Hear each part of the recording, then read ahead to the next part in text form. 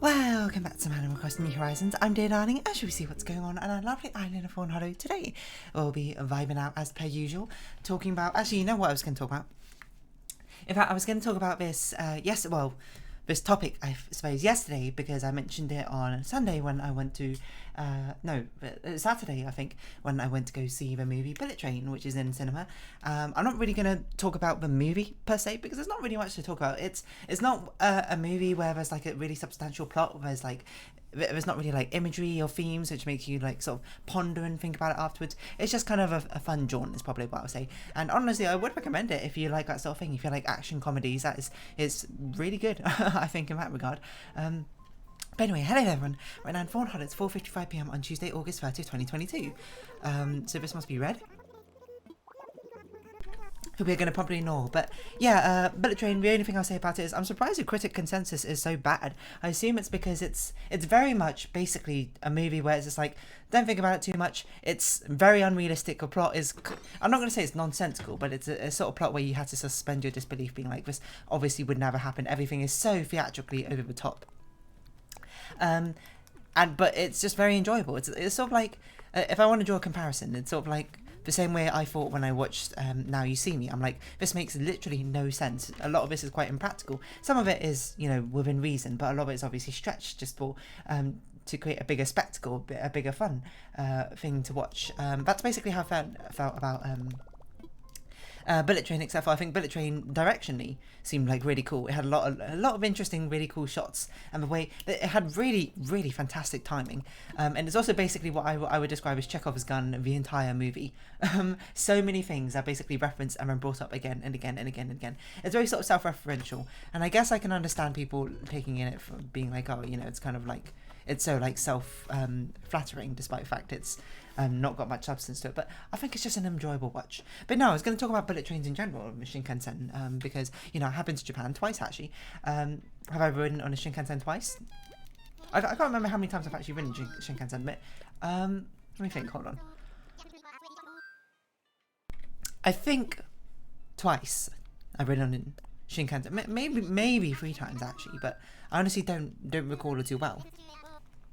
If you don't know what Shinkansen is, it's the bullet trains in Japan. It's the high-speed railway trains that Japan are really known for. As for, they're mainly used just to navigate across the country, big things. And the one I rode on was, I think I rode on one from Kyoto to Osaka, but I'm not sure. That might have been a normal train. I really don't remember. But I definitely rode one on, from Osaka to Kyoto. Yes. And then I definitely rode on one from Kyoto to Tokyo, I believe. I think. Hold on. How long does Shinkansen take? Shinkansen, Kyoto to Tokyo. Because the thing you can get as a tourist in Japan, you can get 2 hours 20 minutes, a Nozomi train. Yeah, okay, that sounds right. I think it was the 2 minutes 40 train is what I rode on, the Hikari train, because I had a Japanese rail pass. You can ride on it for free. That's something. If you go to Japan, I highly recommend. Well, okay, it's not like necessary to get. What am I doing? As a tourist. But it's pretty useful. It's basically, as a tourist, you can ride on any JR line trains for free as long as you have a pass, which is super cool. So you can ride on the Shinkansen a lot. We didn't actually do it all that much, and I mainly used it for like the trains around Tokyo, which you might be, if that's the only thing you do, like a train around Tokyo, it's not worth buying a pass. But it's if you do like day trips out to other areas, they're really good. Actually, I did 3 day trips actually, because we went to Nara as well. So I don't remember if I rode a Shinkansen or that, but I used that train line. But I definitely rode one. I'm pretty sure from Kyoto to Tokyo, and it took about 3 hours or something.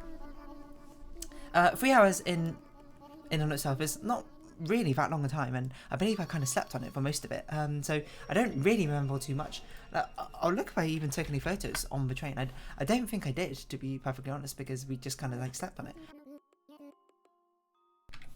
Sorry, I keep coughing because like I don't know, I feel like my throat feels weird, and I don't exactly know why. Hold on, maybe I just need more water. Glug glug glug.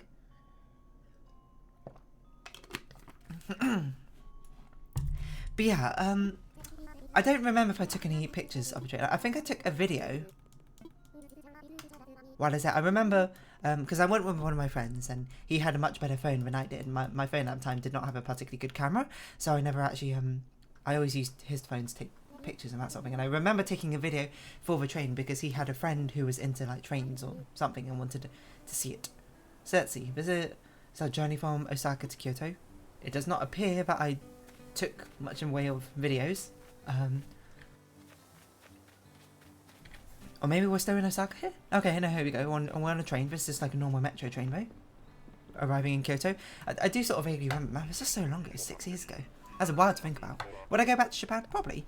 I think Japan's a pretty cool place. I don't think I'd want to live in Japan, but visiting as a tourist is really nice, I think. And certainly if you live in West, it's a definite different change of pace. Oh, here we were. We went to Nara on one of the days. Oh, I didn't really realise we went via Kyoto. That's pretty cool. A lot of pictures of deers, is what I'll say. Let's see. Are we on the Shinkansen? Oh, I took a singular picture on the Shinkansen. Here we go. And it's basically exactly how I remember it. It's just a very clean looking train. It's kind of like if you took an airplane but put it on a train. It's kind of like the interior of an airplane but scale it up to fit a train. That's basically what it looks like. No, it's very you. I don't know what you asked Amelia, but I'm sure it's great. But yeah, we got these blue seats or everything.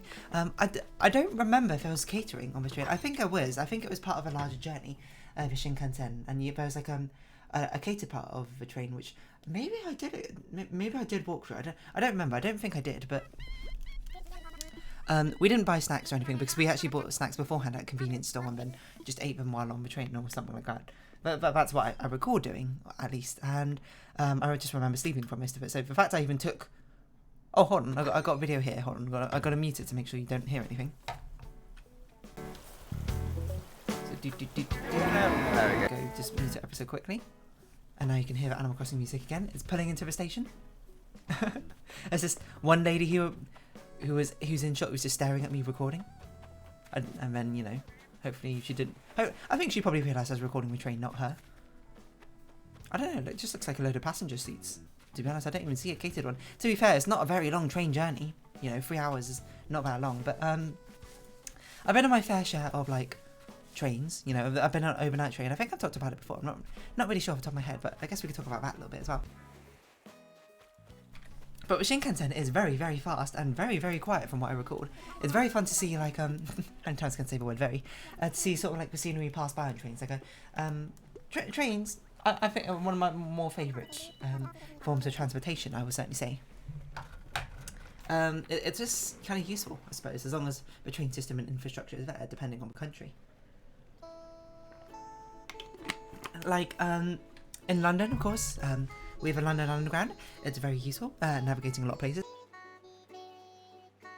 And it spans quite a big area of London, so you're never really go too far away from a train stop.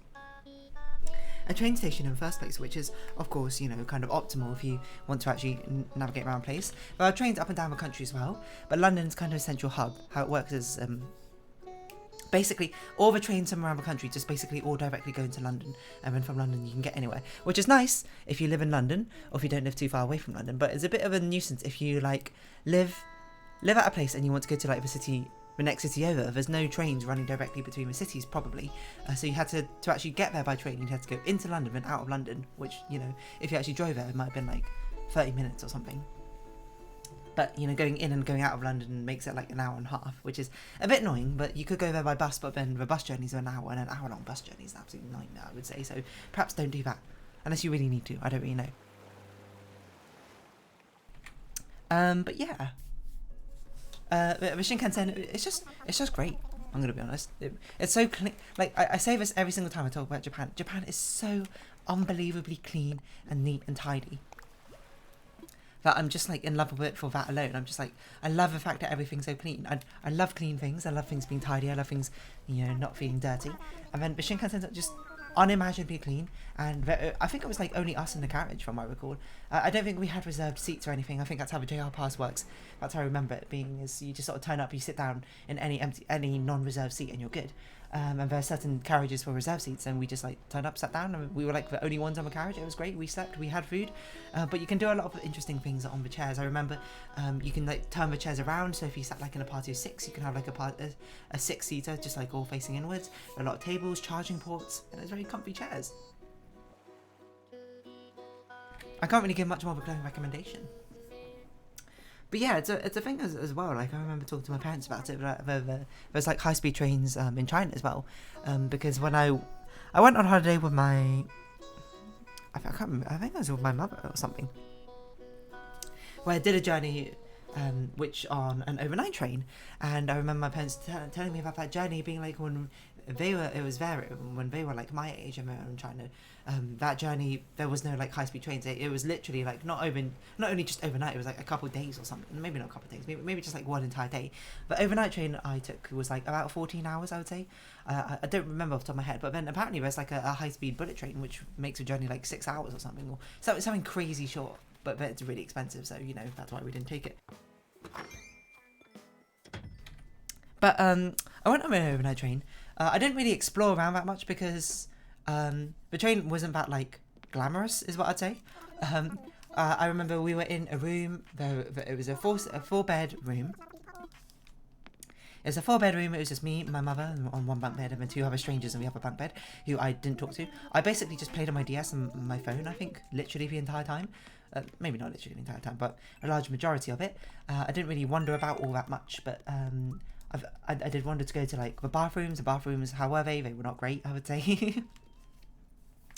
But yeah, it was obviously, it's like an economy sort of like price chain. It was not that expensive, that sort of thing. You kind of go there to travel on the cheap rather than travel on the expensive, where you might take a bullet train to be a lot more sort of like fancy with it. Because bullet trains, like I talked about this before. There's a lot of YouTube channels now which do like solo traveling on trains, mostly like overnight trains. Like I can't remember one I watched, but it's called like Solo Travel Japan or something, and they use a load of emojis in their titles. I don't watch that channel, but I've seen quite a few of their videos because I found it very entertaining to basically see what the overnight sort of travel train things look like. They're basically like mini hotels on trains. And there's something which really appeals to me about that, like having that train, traveling, basically having like I think most people are sort of in agreement that it's really fun to watch the outside or the environment go by when you're on a long train journey.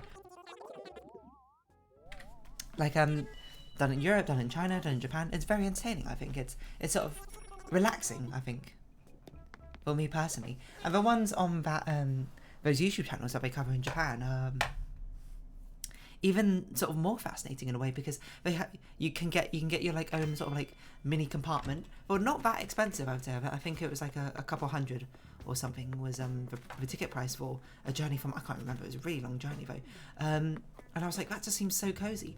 Like what the sort of like practical side of me is like, there's no point on getting that sort of like tiny like compartment for the train journey. That's very much a luxury when you'd be perfectly fine just getting a normal economy thing. You share a room with like 30 other people. It doesn't really matter because you're only there for like one night. It doesn't. You got lockers and all that sort of thing, so all your stuff is perfectly safe. Or if you really wanted, you can maybe go business class, but even that's not really that big a deal. I forgot what Nookwa missions we have. I'm going to be perfectly honest, so let's have a look again. But something about having that solo, private, cozy room is just, I don't know. Okay, so craft customized hit rocks. It feels very appealing to a certain degree. It's a cozy space, having like that tiny sort of room where you can just like watch the world pass you by, I suppose, while from the comfort of a train. It's surprising how many facilities that they have inside the train as well. They have like a shower, a bathroom, like shower stall. They have like a canteen sort of area where you can get like cafeteria food. Can't remember what else I had off the top of my head, but I don't know, it just feels so cozy. Like, I know I'm sort of like romanticizing sort of like, I don't know, like a salary man life or a salary woman, a salary person life or that sort of thing, despite the fact I don't actually live that life. But imagine going on a business trip. Oh, you had to take an overnight train to like from like Kyoto to, I don't know, I'm trying to think of Sapporo. Is that what the northern island's called in Japan? I can't even remember, it's been ages.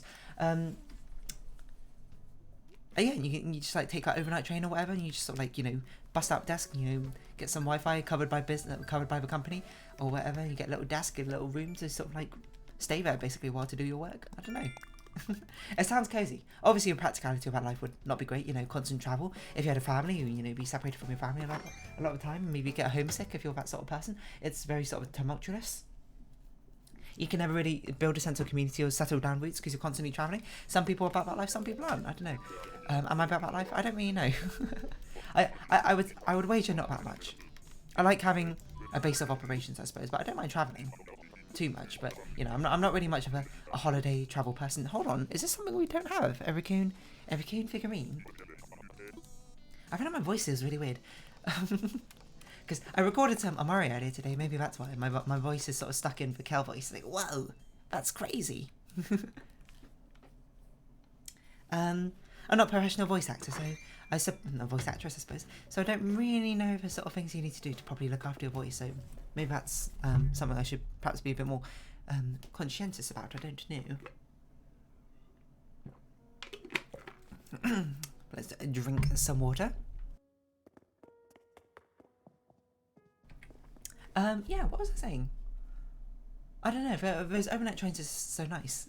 It's, as I say, which I think people call me crazy, not people call me crazy, but people probably don't agree with me on a lot of time, is one of my favourite parts of travelling is not actually arriving at a destination and doing the things, it's actually the travel process itself.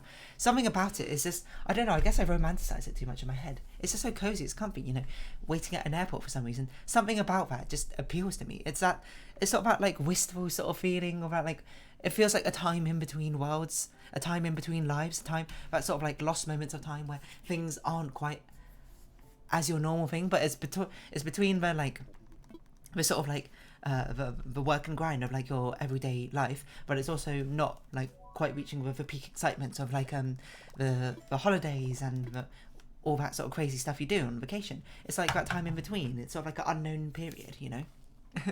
I don't know why that appeals to me so much. It just feels so, I guess it kind of feels nostalgic even, despite the fact there's no nostalgia baked into it. Maybe it is nostalgia baked into it.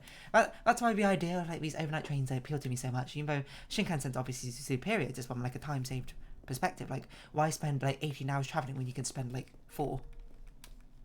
It's much more reasonable. You don't need to hide out of bed or anything, but I don't know. I guess it's unusual. It's such a strange change of pace of life. That's what really appeals to me so much. And I can't tell you exactly why. So I don't know. I'm sure at some point in the future in my life, I can see myself traveling to Japan again. Because I said it before, I love Japan as a holiday destination. To be perfectly honest, it's got a lot of things I like, and it's a fantastic holiday area. There's a lot of cool things you can do. That people are rather courteous to you. You might, you know, obviously Japan has its own sort of share of problems as like if you're a permanent resident there, but you know, like overworking culture, other sort of things that are very traditional culture, which is, you know, I'm not fit to really comment on these sort of things because I don't live in Japan, so it's up to you to really decide. But Japan has so many good things going for about it as well. And I can't overemphasize enough how awesome it is, how clean everything is, and how just efficient everything is. It's incredible. It truly is. So yeah, obviously I love Japan quite a lot. Would I go back there? Yeah, I can see myself going back there. And if I do, you know, certainly with a lot more money to throw around rather than being like a student. Maybe I'll take an overnight train. Because I remember seeing that video from that video. In Japan, there's basically like only 2 overnight trains left or something, which is a real shame. But I'm just like, am I a fool for basically like planning part of my journey around sitting on an overnight train? Maybe not. You know, the whole point of a holiday is to enjoy it, right? Why not do something which appeals to you? And you know, I'm long past the age of, you know, being a teenager, being like, oh, you know, I'm not going to indulge in things which, you know, appeal to me because, you know, of like embarrassment about something. I like what I like, you know. And if that nostalgic thing, that feeling, that sort of like wistful time lost between worlds, really appeals to me, then yeah, heck yeah, I'm gonna base my holiday around it. Not base my whole holiday around it, but base part of my holiday around it. But yeah, I don't know. I feel like the only reason I go back to Japan if I was going with a different group of friends or something. Not that I dislike Japan or anything like that, but I've done a lot of it. Like the first time that me and my friend went, we did so many of the things that you're meant to do in Japan, I think. And then when I went with my family again, I did basically most of the other things as well. So there's not much left. I'm trying to. Obviously, there is stuff left. There's always stuff to do in countries. Countries are massive. There's huge amounts of things you can do. But I mean, out of like the generic tourist sort of things. I'm trying to think of things I haven't done in Japan, which I do. I guess it'd be nice to go to a mountain area and go to a mountainous onsen, like a proper like mountain, like stay in like one of those onsen hotels. That'd be pretty cool. I guess I haven't gone to a geisha show. That'd be pretty cool.